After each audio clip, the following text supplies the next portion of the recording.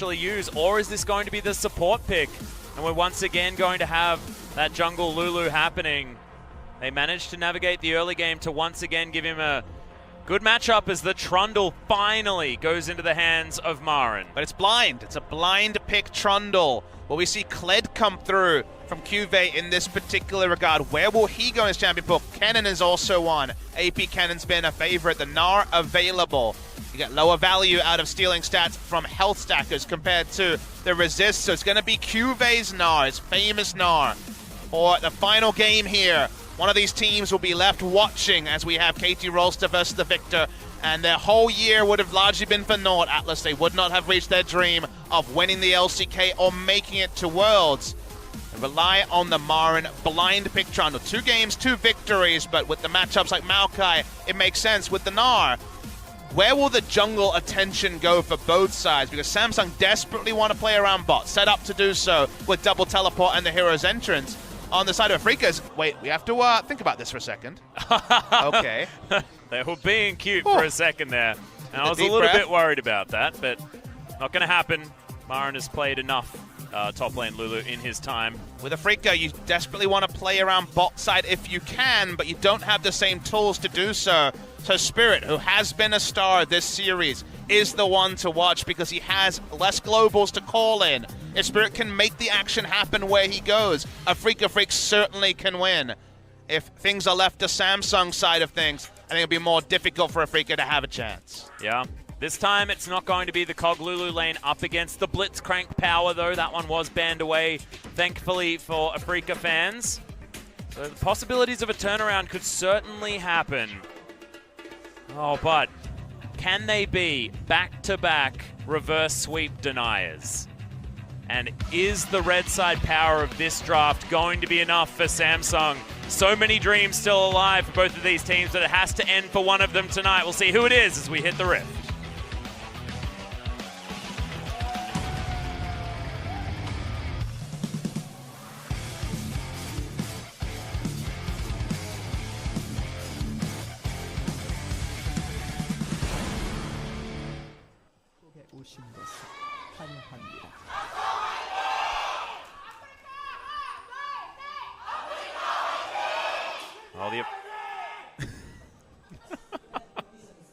Just never know how long to wait anymore.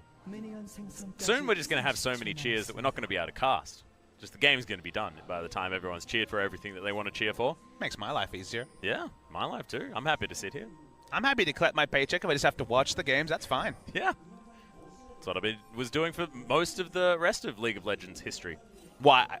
The awkward part was I wasn't getting the paycheck. I was just watching. That's what I mean. I was talking about the watching. Yeah. Well, Afrika very early made it clear what they were all about with the Protect the Kog'Maw comp, and Kog'Maw's gone for the risky summoner also in the fervor of battle rather than going for warlords. Yeah, we saw that actually in game number 1 as well. Sometimes you read into those things, sometimes you don't. When I see fervor, my first thought is, oh, that means early gank because then they can use it, and if they don't have warlords, the laning phase is going to be harder. Sometimes it's just thinking they want to ensure they have the damage in the late game. Also a little bit more defensive. No Relic Shield to come out from Kramer this time as well. As they want to avoid this initial Q from Core JJ so much. They do successfully at least do it this time. Tusum just going to help thin this wave where he can. Pushing advantage going to be there. But just on a Karma. Karma's not even going all in with the push. And just Q the wave at any point, so expected. Value. Back away, and nice value, like you say, on the first trade there with the Mantra Q. Yep, Crown will probably get punished a little bit in the range versus melee matchup, but once he can clear out the back wave with his bevy of options, mostly being the Winds of War, should be absolutely fine, and it's all about whether he can get himself to that big tanky point. I feel like Maren has a target in mind for throwing down that Subjugate, and it will be onto Crown, who will have all of the resistances he would ever need.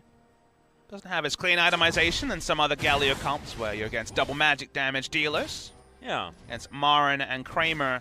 We're waiting to see. Kramer may just go on hit again to have an earlier power spike, then you will be getting a lot of value out of magic resist, but Maren is physical only on his damage dealing.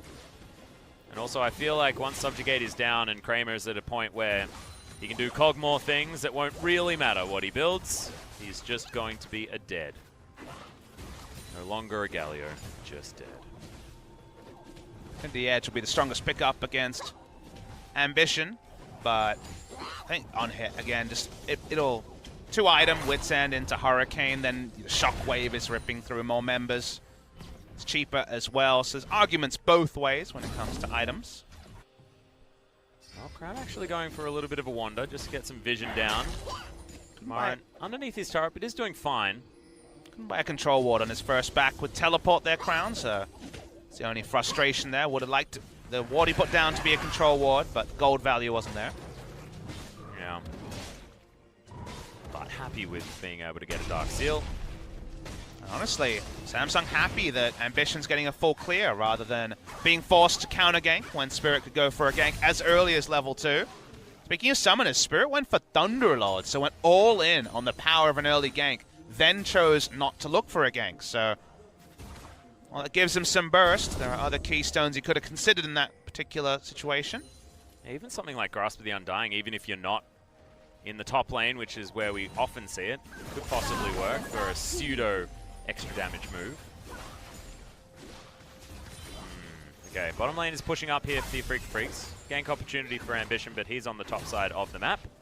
And it's now Spirit looking for where he wants to go. He's been pretty good at getting first blood so far this series. Now, Crown, pretty difficult to gank because he's quite tanky.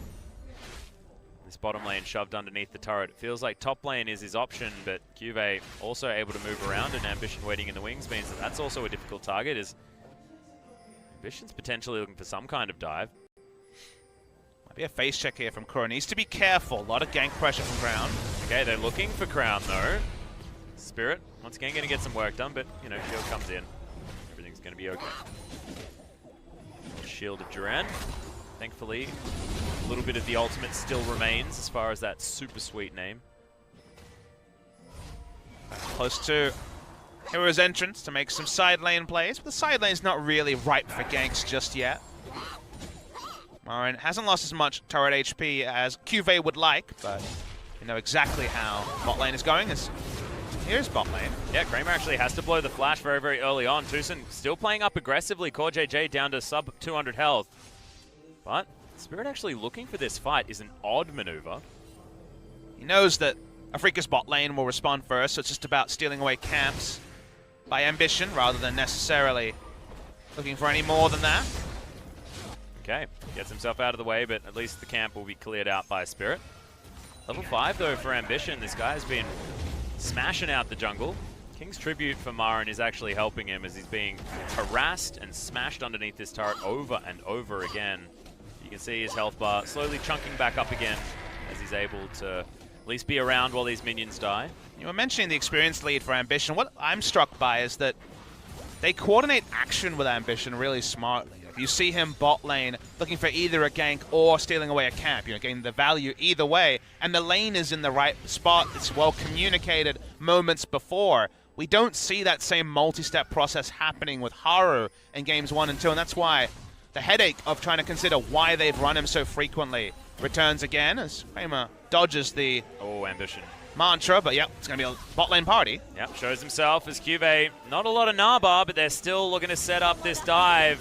For JJ, they want to actually pick up the kill here. The flash, oh god, Tucson! He just does it! The heroic entrance is going to come in. It should be able to lock down the kill onto Kramer.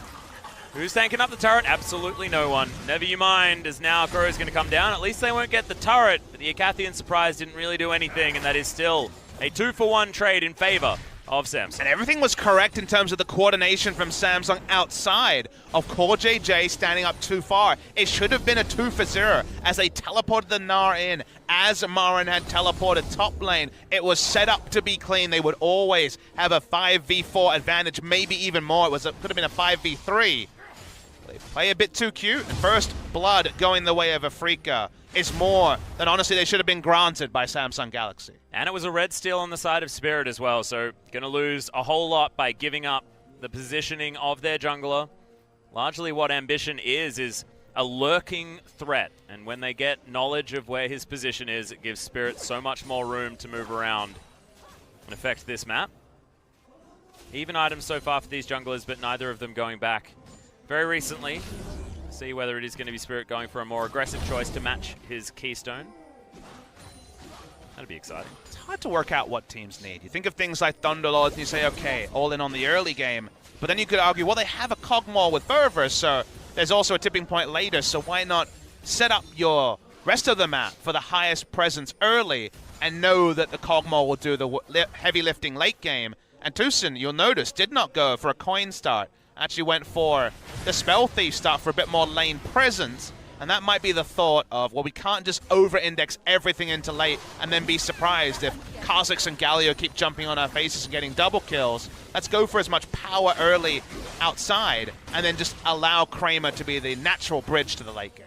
Yeah, but with how Samsung's been playing, I feel like you almost don't necessarily do that. It's like, have as much power in the late game as you can possibly have, no matter what. Just because they have been playing relatively passively and then just expertly controlling in the last 2 games the late game and how their pressure has been working. It's been the macro game that's just looked so good in that game of chess. The post-mid game. And we'll come a bit earlier for the Cogmores, once again going for the Wits End build. I like it. Spirit looking to go aggressive. Wants to spot out Ambition once again. Okay, Tucson walks out of the way of at least the Q from Core JJ. Will take a little bit of punishment here.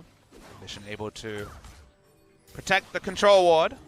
Sorry, Spirit, I should say, able to protect the control ward. Ambition was trying to take down. Ambition's actually been so focused on ganks that he's fallen behind in experience, but I'm sure that will turn around shortly. Yeah, Spirit getting that steal, of course, really did sort of help out. A couple of extra time with some camps for Spirit. And Kuro, he's got his Sorcerer Shoes. More of an aggressive option there. I mean, Boots 2 also helps him trying to sidestep the taunt as well. Yeah. Bit of a repeat down bot lane. Yeah, Ambition, that ward's going to be the end of him. Might be the record for the amount of hits it took to take down a control ward. 6 so far. Can it take more? Ambition doesn't get in. Oh, okay. Shockwave going to be invested, but Justice Punch will get crowned to easy safety. Just Cinderhulk H there. No flash auto attacks necessary this time. It lasted 10. It got to double digits, but the control ward, I regret to inform you, has died. No. It led a full life. Well, more of a life, I guess, as far as hits taken than most other ones, so I guess you'd be happy with it. Idol picked up by Tucson. Very close now to the Ardent Sensor. Top lane's gone better than expected. Only 4 CS down on Cuvée at the time of speaking, and the turret still relatively healthy, but we know what these lanes are set up to do, and it should be no surprise that the turret damage lead is with Samsung in top and bot lane. Yeah. I feel like Afrika Freaks shouldn't be too upset, though. Only down by about 1,000 gold, and that's all based on what had happened bottom lane. 20 CS is the lead for Ruler, but a Cogmore happy to fall behind. I don't know, I feel like this is very even so far, and if you're a fan of either of these teams, you can probably still feel happy with the decisions that they've made. It's just who's going to be able to operate this ship in the late game is the question. Just no one seems to be getting a free ride like has been offered to teams like this in the past. You speak about late game, and I don't know if it'll be the late game. It feels like the mid game is going to be so core here, and I question whether Afrika can pull off the Trundle split push while also losing the minimum. Samsung's comp is more straightforward. Kha'Zix dives in, the Galio joins him. They define the battlefield in an instant, whereas Afrika have more setup to what they're trying to do and more timings to really consider. So ease of execution is very often something we talk about even in the best league in the world, and to me, Samsung comp is a little bit more straightforward, which with a Gnar is certainly not a guarantee most of the time. Yeah. It's just that if the lanes are left to their own, Gnar auto attacks down Trundle's turret, Tristana auto attacks down Cogmore's turret. That part is comfortable, and they have so much get out of jail with the Galio that for now, everything has been comfortable to a point for Samsung. If Afrika are looking for engage options, I guess they've got the Jarvan as fantastic ball delivery, but I do see your point. Samsung have made all of these champions work as well, so it's comfort in game number 5, and has certainly been comfort that's worked for Samsung in the past. We're looking for Crown, Spirit here as well, but I just feel like he's too tanky at this stage. Abyssal Mask already done. Freaks continuing to go aggressive. Okay. Marin will have to go back. 8 CS behind, and this tower may actually just fall down right here. Unless someone can make their way up. Decides that he can't actually leave. And Subjugate may actually need to be invested to avoid getting dove, but no, it's going to be the exit from Cuvée. Yeah, diving a Trundle, almost impossible. Yeah, it feels bad. Not going to go for that, but good news story after good news story for the side of Samsung Galaxy. Freaka's item timing's not where they need to be to fight. Starting a fight, even with Jarvan and Orianna, not straightforward because Flash is available across the board for Samsung. They're just going to keep pushing and honestly wait for Afrika to make an aggressive move, and if it's a mistake, then all the standing gold will lead to a ballooned gold lead, and that's when the real problems will start for Afrika. Speaking of real problems, Kramer actually getting some damage back here. Buster shot. Not going to find too much joy as Wild Growth was invested as well, so Afrika Freaks walking away a little bit more wanting than that of Samsung. No Summoner Spells down. They just need to wait for that Wild Growth once again to do Afrika Freaks. Buster shot, a similar situation, so you'd say it's pretty even. It's all delay from Afrika. How long can they keep bot and top lane turrets up before the map gets longer? This might be real action. Yep, Cataclysm comes down as heroic entrance. Yeah, fortunate. To lose his bearings there when it comes to the shockwave, and just with the hula hoop on himself, and at the same time, predictably Cuvée is going to harass Marin and probably take down this turret in at least the next 2 or 3 minutes. Yeah, actually looking pretty quick. But, okay, Marin once again. Level 11 too. He's going to go for it, I think. Subjugate comes in. That is going to deny that turret, but Marin knew exactly what Cuvée wanted to do. Cuvée now sort of wishing that he was in mini-Gnar form because it's so hard to auto-attack that turret. Bot lane. It's just Lulu by himself. This is silly. Attack gets it in the end, and they take down first brick at the same time. Samsung stretch that lead, 4,000 gold. It's huge lead in gold. Bless you over there, Atlas. You almost died for a second there, but turret's going to fall low as well. Kazic will stick around. Kramer and Afrika Freaks bleeding gold to the side of the enemy, and it feels like a long time since we saw Afrika in control of a game. Yeah, wasn't since that time early game number 3. Feels like exactly the halfway point is when Afrika Freaks lost control, and Samsung have been unrelenting. Ball traveled a long way, Kuro. He's going to be able to take down these chickens, and look, 4,000 gold with the composition that they have on the side of Afrika. They have late game options. Trundle, fantastic. Kog'Maw, of course, one of the best, and Orianna, no slouch either, but just feels scary knowing that Samsung are a momentum-based team. They've got a lot of emotional players, and it's just felt like with ambition here, the ship has righted itself. And I believe there was one specific moment. The Let's Bounce underneath the turret after that interrupt on the Elastic Slingshot from Spirit. Since there, Afrika Freaks have been in what feels like freefall. I used to have a draft like this that I'm really not a fan of from the side of Afrika, where, sure, it does things in the late game, but there's really no manual that tells you how you get to the late game, Atlas. That's my query I see with the draft, is he may have flash up. Oh, there it is. Stabs him. Okay, easy peasy. Command Protect was enough. Waiting game there for a long time, but they're going to lose turret HP on bot side as Kramer and Tucson have roamed over. The Rift Heralds they've gotten a few games in a row haven't led to too much. But Afrika are really waiting for the late game, waiting for their lanes to get a few items to be relevant.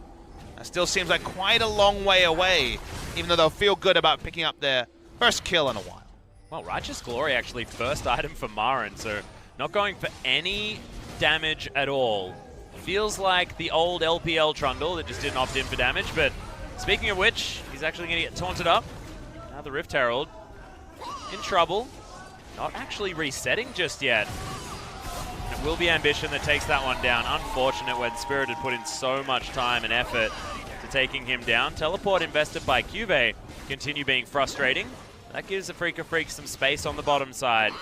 It's Rulot wandering back through. Cuvée, what are you doing, buddy? Teleport coming in. It's going to be Galio on the bot side, but cancelled. Just to relieve pressure from the turret. Actually like that. Keep the pressure up mid lane and make sure that they are forced away. This is the cannon creep, does QV, but he was causing enough disruption. I think we can be easy on him there.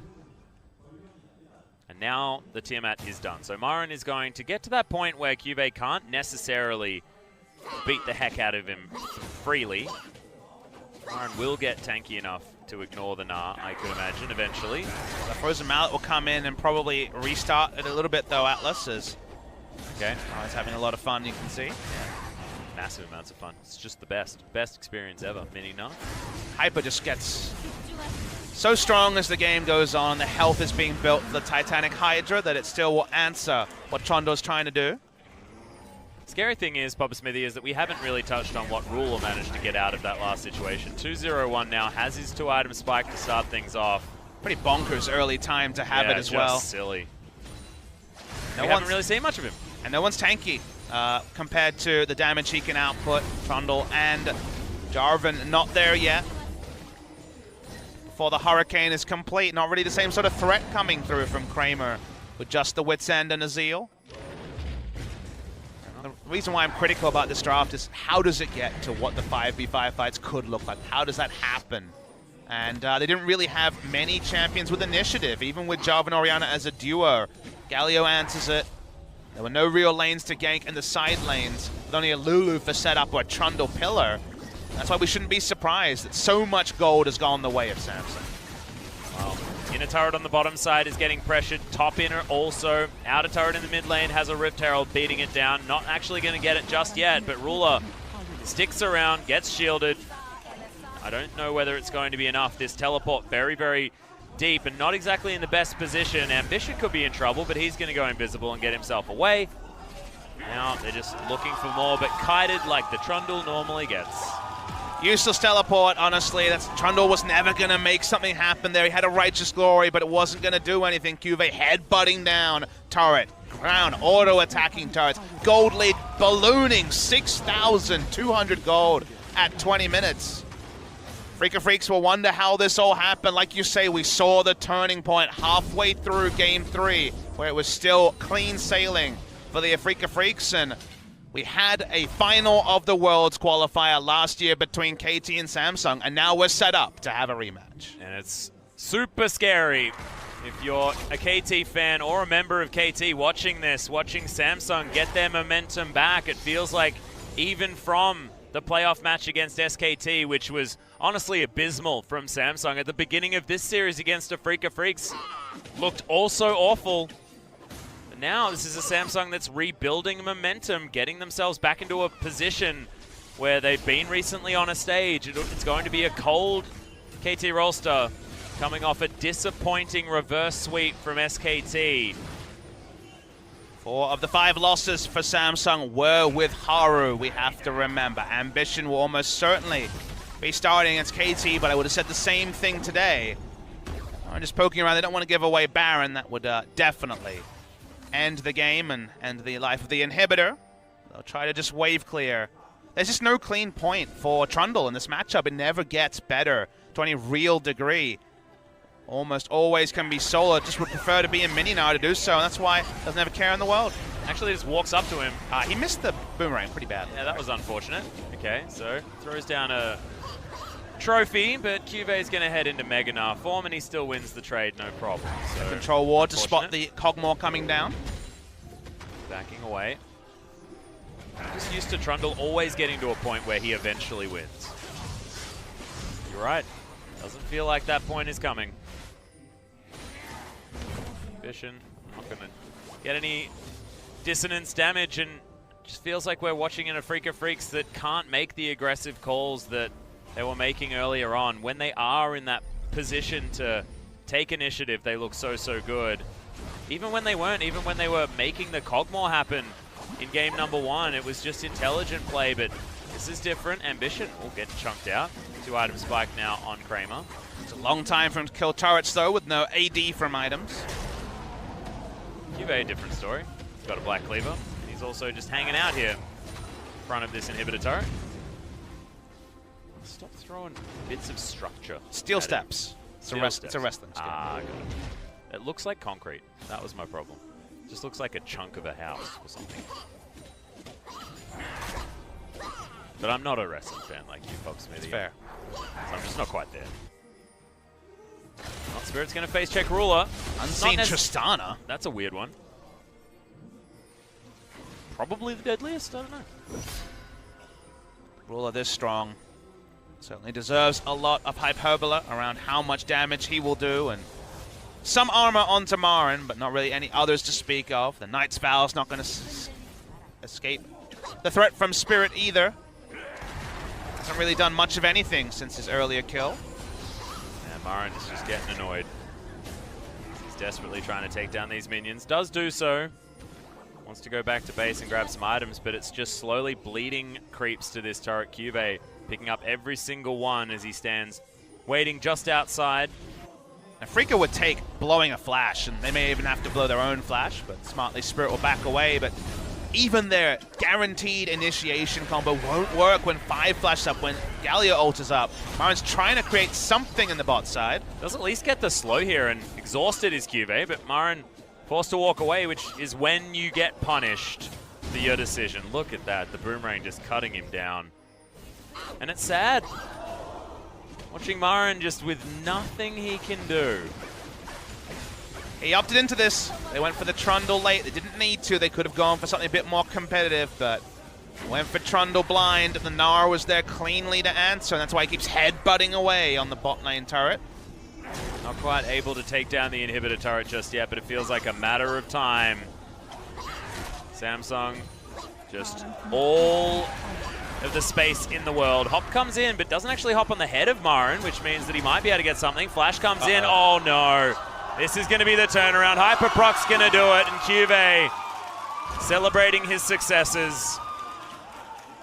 Felt like a matter of time. Kuro comes down, wants to try and do what he can, but gets hit by a boomerang. He's going to be slowed. Mega Gnar's going to come in. There's the flash. One auto will do it. Doesn't hit Mega Gnar in time, but that means that Samsung free to head towards this Baron. But are they? His ambition, he's taken down very, very low. Spirit gets himself out of the Cataclysm, but they're just creating some space. As Kramer is at least alive for the moment. Ruler unable to chase after Spirit with enough gusto to take down the J4. And mission success, they get Samsung off of Baron without incurring any further losses. Smart of Samsung, though, they just return straight to the Baron. They're still set up to play around this expertly. They know there's no deep wards down. Kuro can use the ball to check. We'll have 10 seconds more of Marin than we will of Cube if the teleport is used instantly, but nope. He's going to head to the bottom side, try and defend that inhibitor. There's so much Baron damage. With Ruler as strong as he is, Gnar can teleport in at any moment. The Jarvan back was completed, so there's no smite threat. Should be free. Wait until it's secured. Well, Crew's doing what he can, but it is going to be the Baron falling. Ambition with the smite fingers working as well. Samsung makes it a lot of games where they're able to secure this Baron as the first team on the Rift. Reliable way for Afrika to win these games was Disarray, Atlas. If you look at the real constant trend, it's the creativeness and the factors that teams don't scrim against that have launched Afrika as far as they have gone. One game away from the final Worlds qualifier. But when it gets predictable and you load in Samsung Galaxy, the Worlds 2016 final roster, with Haru no longer there, the predictability suits Samsung to a T. They are a controlled team. They will let teams come to them and then take them out in the late game. It's what they did to KT Rolster in the final week of the LCK, but not what they could do to Longzhu Gaming, who had the early game chops to take them down. That's why it's going to be so tantalizing a matchup if, as expected, we see it on Saturday. Samsung Galaxy so close to there and just ready to ink the contract for that final match. And I'm glad that it's off the back of Cube being an absolute beast. I know the scoreline doesn't look great, but the pressure he's been able to create on this Gnar is pretty damn impressive. Wait for his damage to champions, which should be renamed damage to Trundle. Damage to trolls. Nice. You know that he reads the summoner's code. It's also when you get very sassy with Twitch chat. Okay, Ruler trying to get rid of Spirit, but he actually flashes the wrong direction. A lot of autos going in. Spirit is going to be okay for the moment, but sped up by the Inspire and Ambition hunting for trolls. Spirit as well taking a long way round to make sure that he doesn't meet any fancy bugs waiting to take down inhibitors. But once again, I've seen this storyline before, and it was in game number 4. Because Samsung, so much pressure on this map. There's not enough players on Afrika Freaks to defend everywhere. Side wave control from Samsung, great in game 4, great here again. All 3 waves pushing up, any mistake, and the game will end for the Afrika Freaks. And if they take a fight, they're 11,000 gold behind. Yeah. And that gold lead has just been incrementally increasing. Kramer looking for more. We'll need a few auto attacks, but Ruler turns around. Shields, multiple areas for shields to come in, as Kramer will find at least this cannon creep. Now with the space being gained, Ruler will just move forward, destroys that turret so quickly. Hey look, bottom lane, there's one that we prepared earlier, and Ambition is setting himself up to take that one down as well as he clears out the minions. Samsung Galaxy, once again, all the pressure. They're not pushing too far forward, making sure that they have the pressure points down first, and they're not taking undue risks. See, there's nothing Marin can do. Ambition takes down the inhibitor. Mid lane inhibitor falls as well. Samsung, at 30 minutes into this game, are looking to complete the reverse sweep and get themselves into the rematch against KT Rolster in this Worlds qualifier. Worlds qualification on the line for both teams that really want to be back. Of course, this is Worlds 2016 runners-up in Samsung against KT, a team fashioned to win the World Championships. And there can only be one because of Longzhu's rise, Atlas. That's the most tantalizing part of it all. Potentially the 4th best team in the world will not even be at the World Championships. Only 3 slots for Korea. Afrika, valiant base defense, but tower defense, if this was an iPhone game, be having to load in some more downloadable content because they're going to lose in a moment, Atlas. Yep. It's also available on Android. We're not playing any bias here. But what isn't available on Android looks to be the Afrika Freaks victory. And that's not in the Apple Store either. They are running away just to go back, buy all of the items that they possibly can. They've got a lot. That's 3,000 gold on Cube. What the heck? Which full item does he purchase now? Gargoyle Stone Plate for the funsies? Nah, probably doesn't ever want to sacrifice his damage. Oh, he saw the Dorrance. Ooh, Blade of the Rune King. We're waiting. Another GA. Oh. You said the word tantalizing a lot, but this is very, very much that. 3250. What does he want? How about a completed more? There it is. Aw. That was the funnest little game of Leapfrog I've ever seen. I mean, he got to lane against a Trundle, so it was happy, happy times. Even like you say, if the scoreline doesn't read 4-0-0, he was the true carry they needed. He has been the star of the summer season. He's been their best performing player by a mile, next to Ambition and Ruler. Crown could be much more capable on the Galio. Hasn't been about Crown in this game, or this series, I would say. See how he does against Pawn. Just waiting for this game to end. 7 kills, 31 minutes, but it's been all about the turret destruction for Samsung Galaxy. Unless they walk headlong into Kramer and he just kills them all. 5 times. Does it have to happen 5 times, you reckon? They're looking for Ambition, Guardian Angels across the board here as Kramer.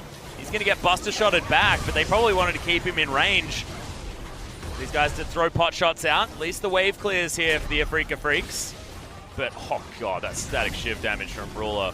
Tearing up the members of the Afrika Freaks, and it feels like they're getting whittled down. Super creeps come in goes Spirit, there's the shockwave, but flashes everywhere, and no one is going to be hit by that ultimate. Ruler takes down the Jarvan. Ambition dives the backline and picks up more. You can see the Nexus turrets, they're getting shredded, and who cares about the Cogmore when the base is getting ripped apart? The ace comes in anyway, and Samsung Galaxy complete the reverse sweep and will once again meet KT for World Championship opportunities on both sides. The script couldn't have been any better, and neither could the Afrika Freaks attempt to make their run all the way through this gauntlet. Bringing in Ambition at the start of 2016 got them to 1 game away from winning Worlds 2016. Bringing him back in this series after preferring Haru in the postseason, to almost everyone's surprise, wins them